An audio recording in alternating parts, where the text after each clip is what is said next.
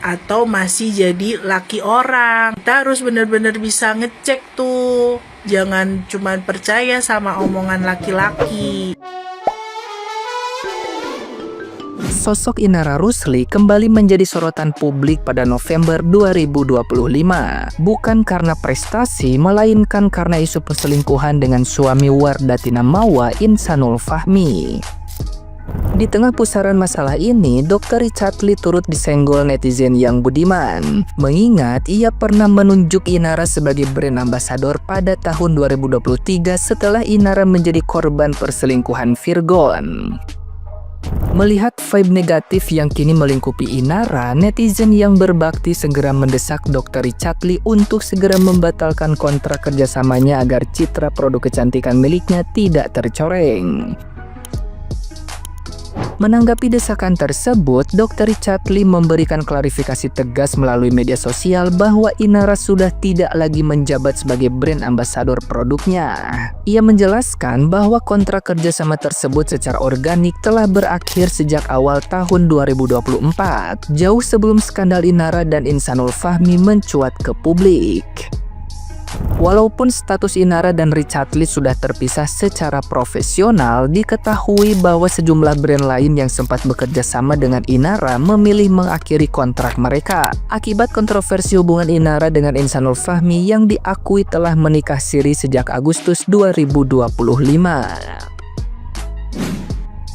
Pada tahun 2023 dan selesai pada tahun 2024. Nah, pada waktu itu kita memutuskan untuk tidak perpanjang kontrak secara baik-baik sih semuanya. Jadi sampai hari ini itu kita tidak ada kerjasama dengan Inara Rusli. BA abadinya Tena itu cuma satu. Aku enggak ya? Hah? Aku enggak. Kamu juga. BA nggak dibayar. Iya nggak dibayar. Tapi aku. Tapi dia yang ya kita berdua lah. Tapi aku nggak. Kalau kamu cuma mengakuin sendiri, kan aku juga punya. Iya, kamu yang punya. Bukan punya dia aja, punya aku juga. Tim istri-isan.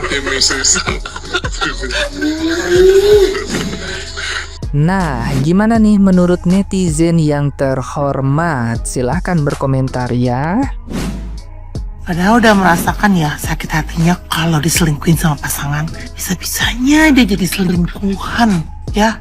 Tapi awalnya dia bilang enggak sih, nggak tahu ya kalau si laki-laki itu udah punya istri. Tapi ketika laki-laki itu ngaku, tetap aja mau. Bisa-bisanya sesama perempuan kayak gitu. Padahal dia juga dulu pernah diselingkuhin sama pasangannya gitu kan. Kok bisa ketiga. Tapi kalian semua udah pada tahu lah ya, inisialnya IR. Lagi rame banget, lagi viral banget. Ya ampun, Inara Rusli, ada apa dan apa yang terjadi padamu, Inara Rusli? Kenapa ya gua ini salah satunya yang kemarin ya kan, gua tuh sangat apa ya, aduh kasihan banget lu diselingkuhin gitu loh. Tapi sekarang kenapa lu kok bisa gitu loh merebut suami orang? Aduh, kayak bener-bener kocak gitu. Apa yang terjadi pada kamu dan dirimu, Inara Rusli? Aduh, netizen itu apakah yang gua rasa itu sama dengan kalian? Itu kenapa bisa terjadi gitu loh? Udah, gua sampai habis kata-kata juga ya. Apa yang tepat bagi Inara Rusli ini ya? Apa coba? Ya udahlah, kalian komen aja di kolom komentar ya. Gua gak habis pikir lagi, bingung gua mau ngomong apa terhadap Inara Rusli ini.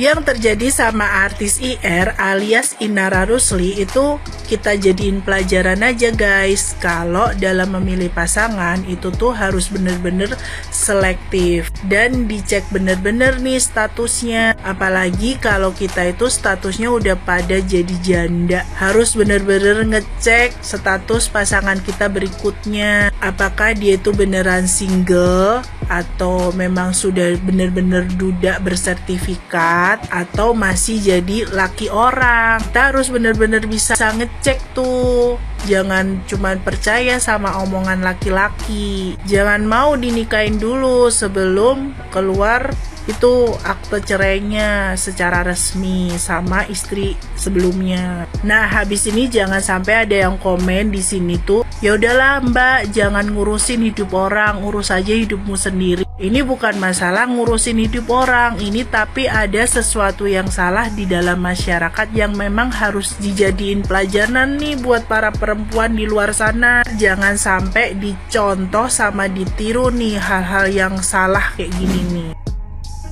Maka bedakan antara poligami dengan perselingkuhan, karena dua hal tersebut sangatlah berbeda, jauh berbeda. Karena yang namanya poligami itu ada syarat dan ketentuan yang berlaku.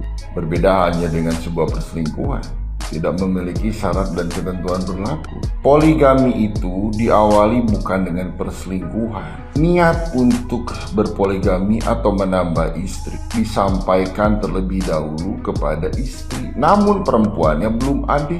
Bahkan bila memungkinkan, dicarikan oleh istri atau dicari bersama-sama. Namun berbeda halnya dengan perselingkuhan. Yang namanya perselingkuhan selalu diam-diam. Kagak mungkin diekspos. Diawali dengan sebuah kebohongan kalau perselingkuhan. Ya gue sih kagak menolak poligami, tapi gue tidak mengamalkannya. Karena syarat dan ketentuan ini berat sekali gitu. Gue kagak mampu dan kagak sanggup gitu. Bukan perihal materi gitu, tapi ketidakmampuan untuk mendidik istri lebih dari satu. Karena satu saja belum tentu mampu dan sanggup mendidiknya dengan baik, apalagi lebih dari satu. Berat cuy. Nah, kalau perselingkuhan kagak ada syarat dan ketentuan berlaku, hanya cukup dengan modal nyali dan duit, udah kelar urusan, kagak ada yang lain. Ya bukan kenapa-napa, poligami aja berpotensi menyakiti istri dan anak, apalagi berselingkuh, lebih-lebih. Kagak cuman menyakiti istri dan anak, namun menghancurkan seluruh keluarga. Ya kayak begini nih, yang namanya memperistri janda untuk menjandakan istri.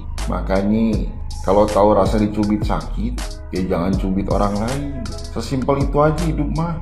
Ya bukan kenapa-napi, rumah tangga aja akan penuh dengan masalah. Nah ini secara mandiri, dengan secara sadar mengundang masalah. Ayah-ayah wae siapa?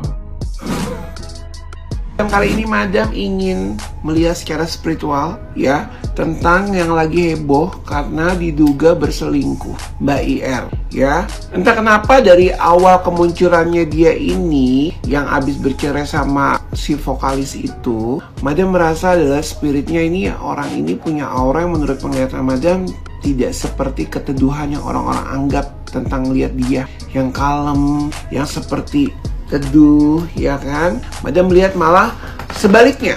Spiritnya itu spirit dimana dia itu orang yang menurut penglihatan aku auranya kurang, ya. Jadi kalau dilihat saat ini terjadilah pemberitaan seperti ini, menurut penglihatan aku nggak terlalu kaget sih, karena aku adalah salah satu orang dari pandangan spiritual, pandangan orang spiritual yang melihat dia ini punya aura yang aku lihat di sini memang tidak seperti wujudnya sehari-hari. Oh wujud kodam kali ya, penampakan lagi gitu loh. Jadi menurut penglihatan Madam di sini ya nggak kaget, cuman kemungkinan besar kalau sampai si wanita sahnya ini sudah sampai kelapor ke polisi, berarti sesuatunya itu sudah banyak bukti-buktinya. Jadi bisa juga bukan hanya praduga, bisa juga nyata, karena memang dia sudah sampai ke pihak berwenang dan nggak mungkin ucuk-ucuk dia ke pihak berwenang tidak membawa bukti.